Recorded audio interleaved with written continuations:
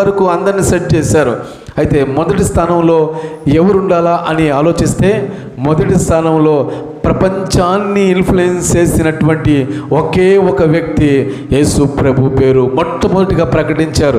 ఇది నేను చెప్పడం కాదు, 2022-23 మధ్యలో వచ్చినటువంటి CBN ఛానల్లో కానివ్వండి, అలాగే IBN ఛానల్లో మీరు చూస్తే ఇది మనకు కనబడుతుంది. అంటే ప్రపంచాన్ని ఇన్ఫ్లుయెన్స్ చేయగలిగినటువంటి వ్యక్తి ఎవరైనా ఉన్నారంటే ఒకే ఒక ఆయన ఎవరంటే యేసు ప్రభు. He is the one and only influencer in the world.